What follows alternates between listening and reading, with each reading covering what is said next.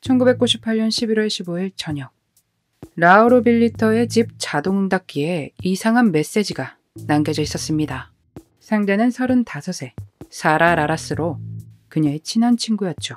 메시지를 들은 라우르는 무언가 이상함을 느껴 친구에게 전화를 걸었습니다.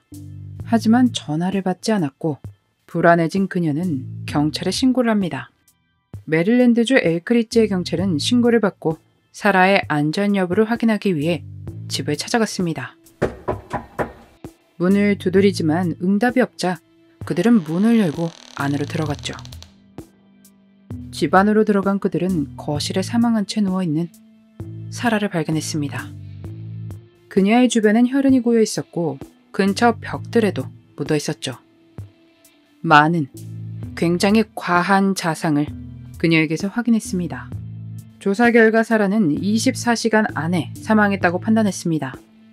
부서진 창문과 카펫에 남은 혈흔이 묻은 신발 자국에 강제적인 침입 흔적을 발견하지만 주변 이웃들 누구도 그 소리를 듣지 못했다고 합니다. 그녀는 수학자로 국가보안국의 통계학자로 일하고 있었으며 주변 사람들은 사라는 친절하고 다른 사람들에게 도움을 주는 이였다고 기억했습니다. 경찰은 신고자였던 라우로와 대화를 나눕니다. 전날 밤인 밤 8시 50분경에 녹음된 음성 메시지를 그들에게 들려주었습니다. 뭔가 우당탕탕 소리, 몸싸움을 벌이는 듯 보이는 30초짜리 녹음을 들은 경찰은 이것은 그녀가 사망 당시의 소리가 녹음된 것이라고 확신했습니다. 안타깝게도 범인을 추측할 만한 그런 소리는 녹음되어 있지 않았죠. 경찰은 라우라에게 혹시 사라를 해할 만한 사람을 알고 있느냐 물으니 그녀는 사라의 전 남편을 지목했습니다. 사라의 남편은 그녀를 대하는 행동들이 꽤 유명했던가 봅니다. 두 사람 사이엔 자녀가 있었는데 엄마이다 보니 당연히 자녀를 더 챙기고 관심을 주지 않겠습니까? 헌데 남편이자 아빠인 로렌조는 자녀를 질투했다고 합니다. 이런 경우가 있다고 들었었지만 로렌조의 경우 조금 지나쳤던가 봅니다. 그래서 사라가 아이와 아빠 로렌조가 가까워질 수 있도록 노력했죠. 로렌조가 자녀를 돌보도록 한다든지 해서 둘이 시간을 보낼 수 있도록요. 그런데 그렇게 둘이서 시간을 보내야 하는데 시어머니가 나타나 손주들을 돌보았습니다. 이러면 안 되죠.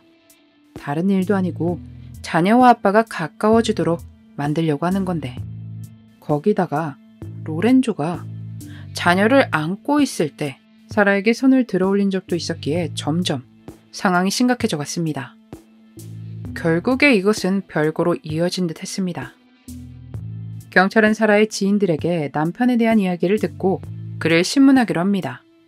로렌조는 사라의 사건과 자신은 아무 관련 없다고 주장했죠. 주말에 아이를 데리러 갔을 때 사라를 마지막으로 봤고 오히려 그녀가 만나는 불륜 상대인 직장 동료라는 그 사람이 더 의심스럽다고 말했습니다.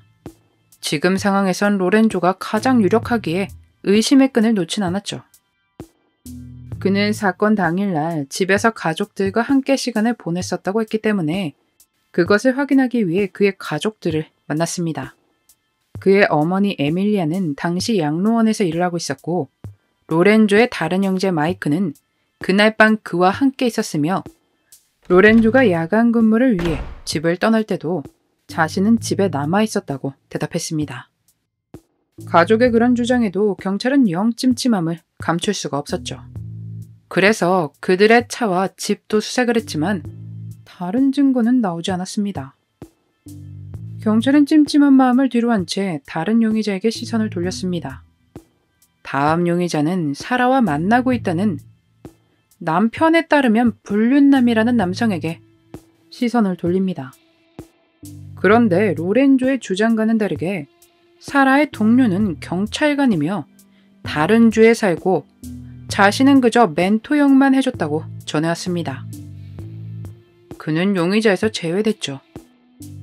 사건이 있고 몇 주 후 사건 현장에서 발견됐던 사라의 집 벽에서 발견했던 혈흔 묻은 지문에서 사라와 신원을 알 수 없는 남자의 혈흔이 함께 남겨져 있다는 것을 알게 됐습니다.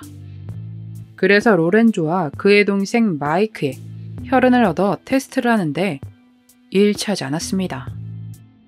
그렇게 시간은 점점 흘러갔습니다.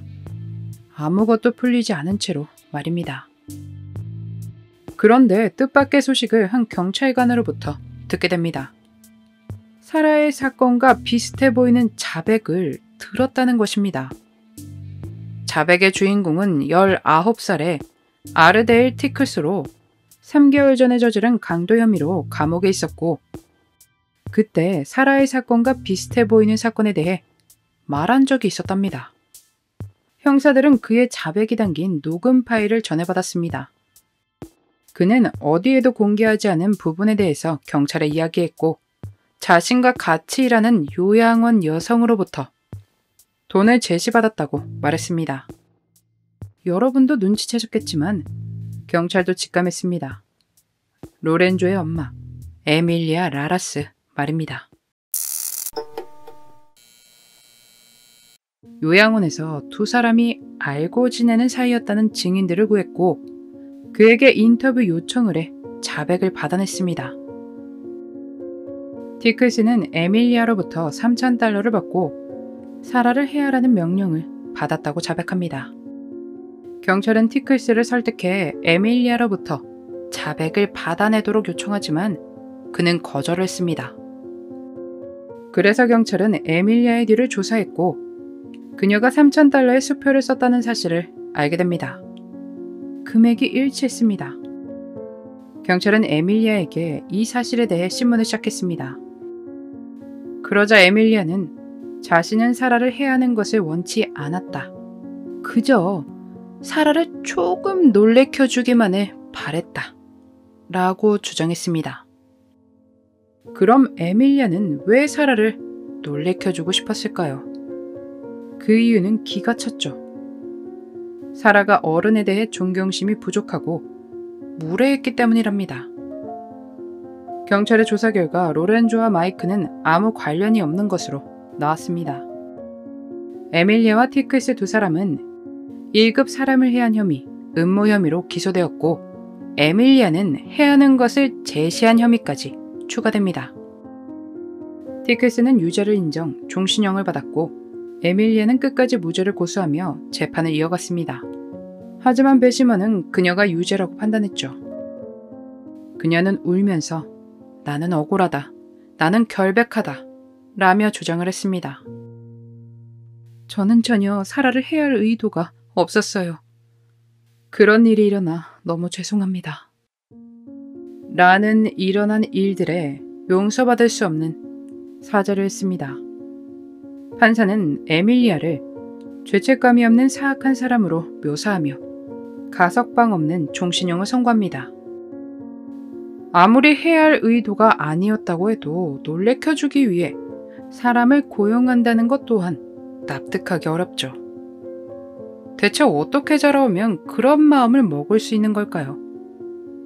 시어머니의 이기적인 마음으로 손주는 자신을 가장 사랑하는 엄마를 잃게 됐습니다. 자녀는 아빠와 사이가 좋지도 못한데 이제 어디에서 그런 사랑을 받을 수 있을까요? 다시는 그 사랑을 느끼지 못할 아이가 가엾습니다. 사건을 읽어보면서 그 부모의 그 자식인가 라는 생각이 들었습니다. 저런 어머니한테서 컸으니 로렌조가 사라에게 보였던 행동들이 이해가 갑니다. 물론 기본적인 그의 성품도 있겠지만요.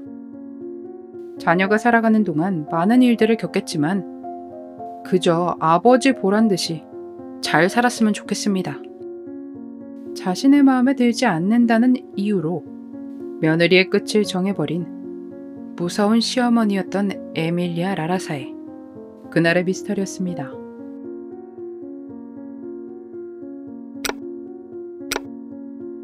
마지막까지 시청해주셔서 감사합니다.